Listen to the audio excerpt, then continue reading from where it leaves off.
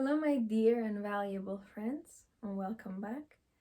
I'm Titivik, and in today's calm and peaceful video, we're going to discuss how to create friendships, how to heal friendship wound, and how to create friendships, how to become a good friend, how to find, attract, create good friends, and how to actually hold the space for a relationship in friendship so the friendship can blossom. Nowadays society, people don't really have genuine friends. Maybe social media is influencing, maybe we just lost the normal people skills, but I have noticed that more and more women and men are lacking friendship skills. Today we're going to discuss how to become a good friend, how to have good friends, and how to create healthy friendship and loving friendships. Before I start, let me remind you that I do one-to-one sessions. You can also purchase any courses. I have a separate website for that, and my book and other luxury products that I offer. All links are below. Now let's start. Number one, what you need to understand is that to become a friend, to have friends, if you don't have friends, it's you have to become authentic. Nowadays, everything is too fake. Have you noticed? People talk fakely. They even smile. What is this? You don't laugh like this. Laugh normal. More normal, more open, more authentic. Stop pretending. You look at people, especially women, I would say more. And you don't know how does she actually look like, because everything is cut and done and added and tweaked. So it's less and less authenticity. Have you noticed?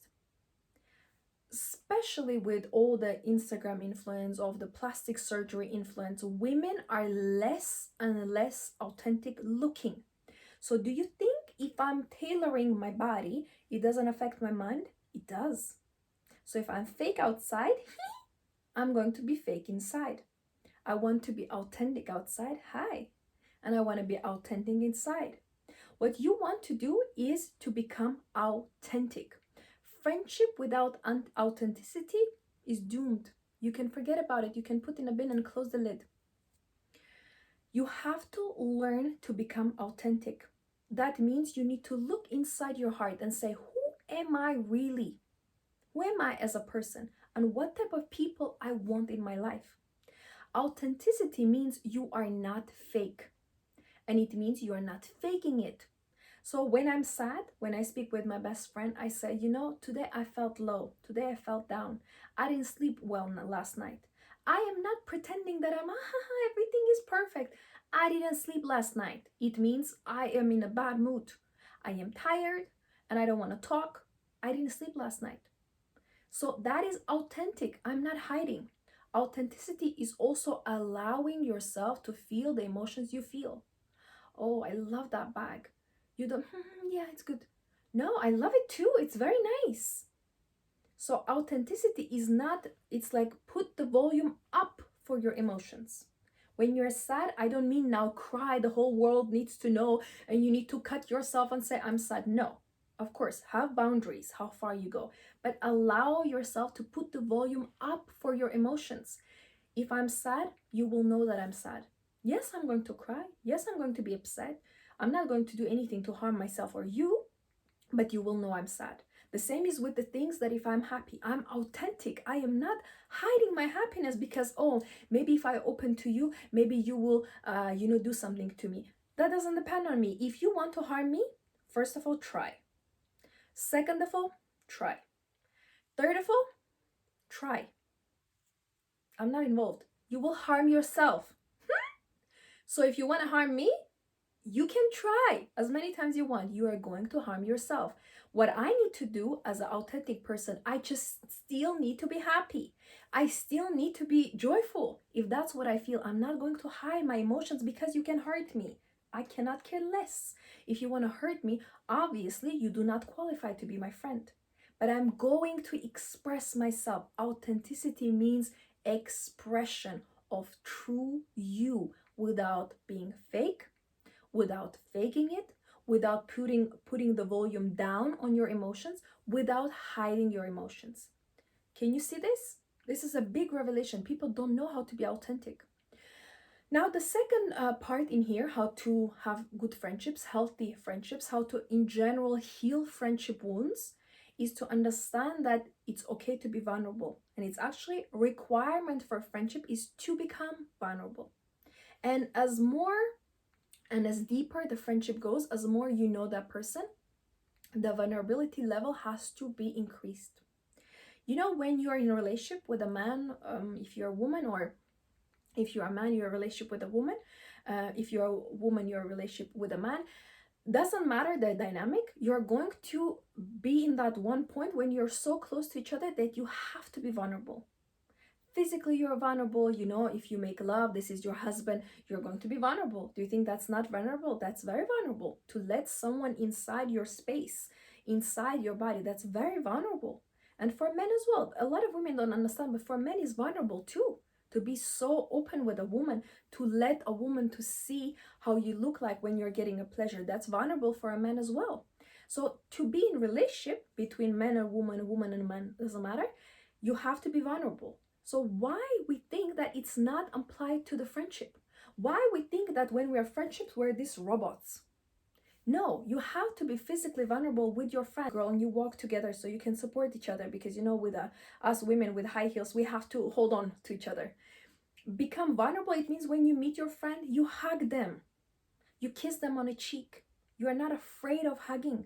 If you're afraid of hugging of your friend, I don't know how you're ever going to be intimate with your spouse. If you're afraid from the hug, vulnerability is not only physical, it's also emotional, but it's also spiritual. Now, I will explain that you cannot talk with them about God or manifestations or spiritual things or your fears or your bigger doubts. It's like there is a certain level how far you can go with them. That means you cannot be spiritually vulnerable with them. That I'm very, very, very deep than you can ever imagine. And you are very, very deep that I can ever imagine. So when you are in friendship and you're vulnerable, that's the moment when your depth can come out. That's wow. That's the moment when you're like, wow, I'm mesmerized, I'm impressed. What is this creature? You have to become vulnerable in your friendship, because that's when your beauty actually is hidden. If you are not vulnerable in your friendships, you're not going to be able to establish healthy, open, vulnerable relationships. A lot of people don't understand what means vulnerability, but I will tell you a very, very easy word. Just be open. Is it more helpful? Be open. Now, the third aspect, if you want to create a good, healthy, and lasting relationship and friendship, because friendship is actually like a one gender relationship. I still view friendships as relationships. Everything is relationships. Even people you treat at the shop, it's still relationships. So if you do not know how to establish relationships, you cannot have friendship or romantic attachment or good working environment. Relationships is core of everything. And now, why am I talking about relationships? Because in the core of any healthy relationship is love. You will say, but friends, I don't need to love. Well, that's the biggest mistake. That's why you don't have friends. Or maybe that's why your friendships don't last.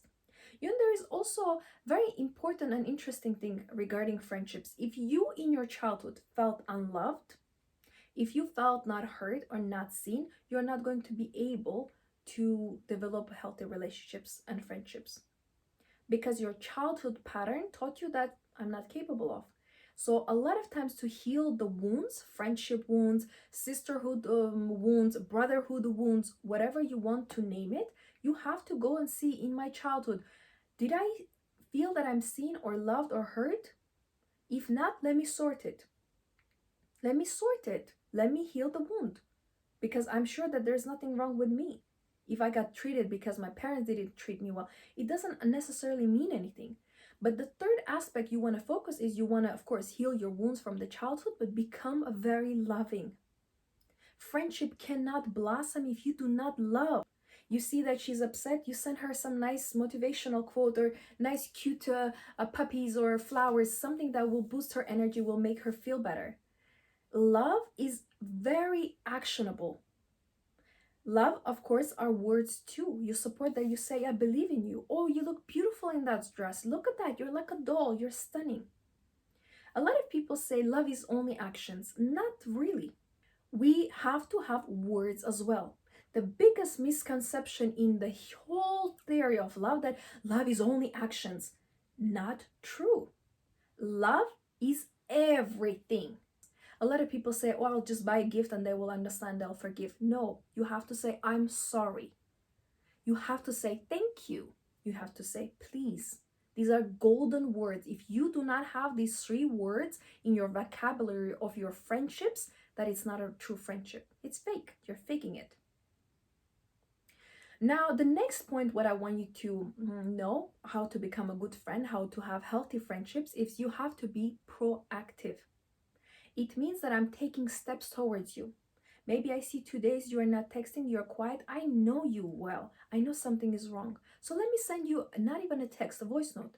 Hi, honey, I miss you. Everything is okay with you? I'm checking on my girlfriend. Is everything okay? Because that's not her natural nature to be quiet for 2 days. So I know something is wrong. So I'm going to be proactive to do step towards her. If I see that I need to check on her, I check on her. If I see a gift she will like, I give that gift. If I see that we need to plan a date with us, with each other, yeah, girls' date, that I will plan that. Proactive, it means I am invested in this relationship. I am here for you. I want to be active in a relationship. It's not one-sided. I am doing steps towards you. And the last thing what I want to mention in here is actually being accountable. Now, this is the trickiest thing I would say in friendship, because you know how we want to be nice to each other. We want to be sweet. We don't want to say anything that will, interfere with our friendship.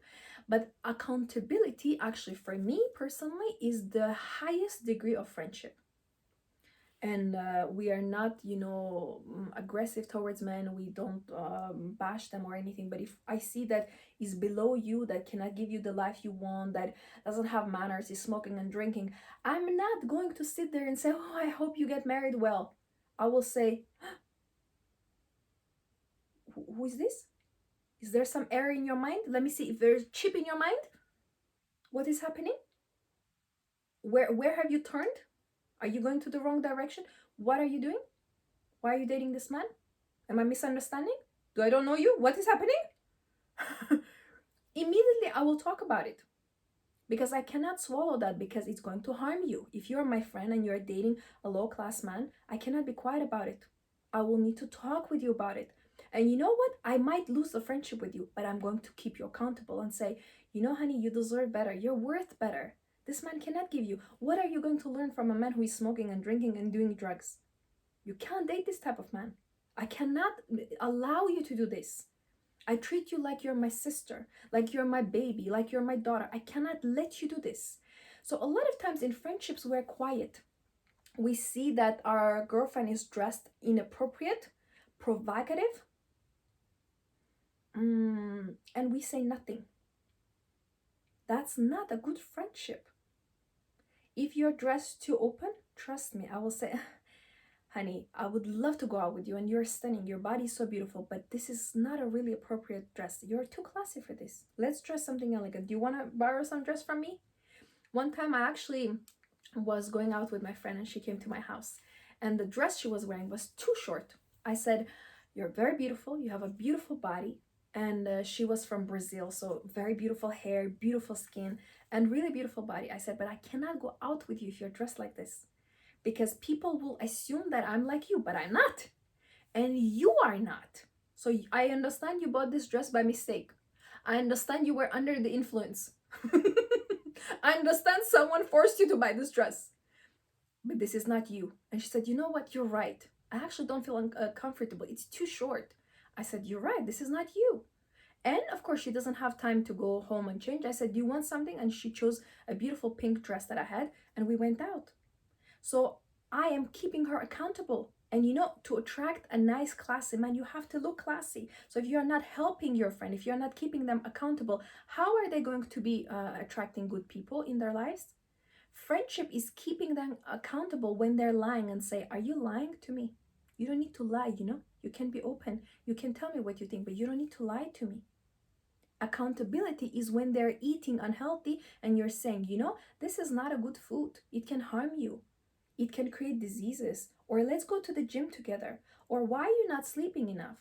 The biggest pleasure I got when I was speaking with my friend and I sent her very late text messages, and she didn't just wake up and just answer to them. She just said, I see your text message. They came like 4 o'clock in the morning. Why were you awake 4 o'clock in the morning? Everything is okay?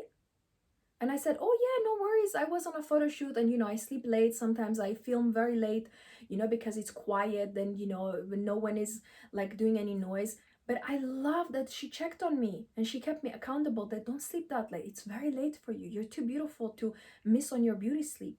But I love that checking on me, that keeping me accountable to take care of my health. That means that friend cares about me.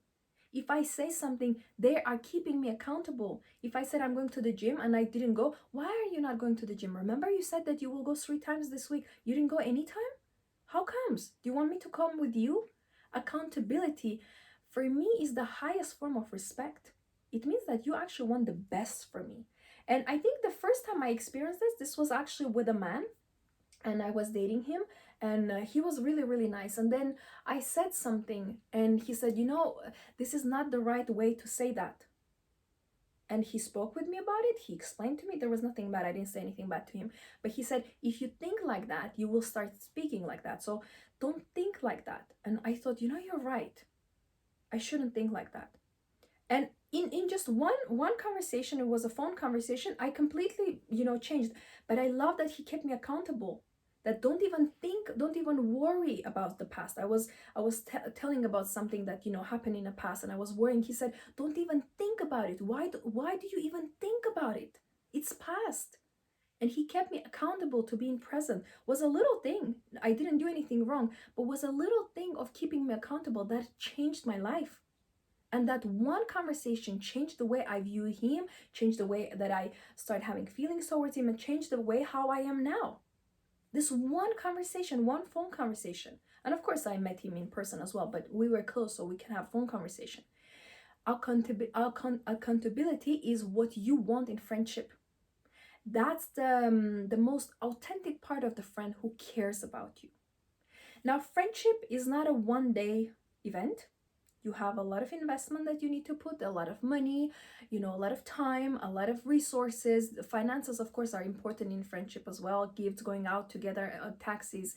But what I want you to understand, that the most important what you would need to invest is your heart. If you're not ready to love and actually devote your heart to someone as a friend, you're not ready for friendship. Friendship actually can be deeper than romantic relationship. Friendships can be deeper than family relationships you had. Friendships can be even closer than you had with your siblings. So if you haven't had a friend, start praying. Start asking from God, friend, God, give me the best friend of my life that I cannot even dream about. Give me a lot of friends, beautiful friends, gorgeous friends, loving friends, beautifully, amazingly open friends that I can learn from. Give me friends. Gift me friends. And God will send you the friends that you want. Just be open. Now let's summarize one more time how to be a good friend, how to establish friendships. Number one, what you want to do is you actually want to become authentic. It means you're not fake and you are not faking things. You are you without the mask. Second, what you want to do is you want to be vulnerable. And vulnerability will learn that it's just simple openness. It's not hiding things. It's not putting the volume down on things. It's actually expressing yourself exactly like you are. Openness is the easiest way how to understand vulnerability. Now, the third thing, what we discussed, is that you want to be loving. Friendship requires a lot of love, a lot of giving, and we learned that love is not only actions, but it's also words. So support is not only that I give you money, but I also say, is there anything I can help you? Maybe I can help you to find a job. Maybe I can recommend you to someone. So love is not only action, but it's also your words, how you speak, how you treat them. So in your friendship, you have to know how to say thank you, I'm sorry, and please. These 3 gold words that we are taught since we are little babies have to be present in your friendships and in general in any relationships that you have. Number 4, we learn that we need to be proactive. It means I'm doing steps towards you. I'm planning things. I'm coming next to you. So I'm not just sitting and waiting. So if 2 days you don't talk to me, I'm going to check on you because it's being a friend. I have to check on you. That's natural. And lastly, we discussed that it's holding your friend accountable. And actually, that makes you to be accountable. Because if you are taking care of someone's character, in the same way you're taking care of your character. So accountability is the ultimate form of love, friendship, and care. To keep someone accountable, it's hard. Sometimes you will feel uncomfortable to say things, but that's what makes a good friend, to tell things that are appropriate and appropriate in an appropriate time. So you're telling things that are uncomfortable in the most uncomfortable times, but it's what will make you comfortable in the end. So now you have learned so many things. I wish you to actually have real friendships, illuminate all the wounds and limiting beliefs. Like I told you the story that I was thinking everyone is jealous and envious of me, and then I realized that no one is jealous and envious of me, and that became my reality. And illuminating these limiting beliefs will attract in your life the friendships that you want. But first of all, create those friendships in your mind, then it can come to you. Because I usually say that it's not even about attracting, it's about creating that in your mind, and then it comes in your physical reality. Thank you so much for watching. Let me remind you, smile today and enjoy your life.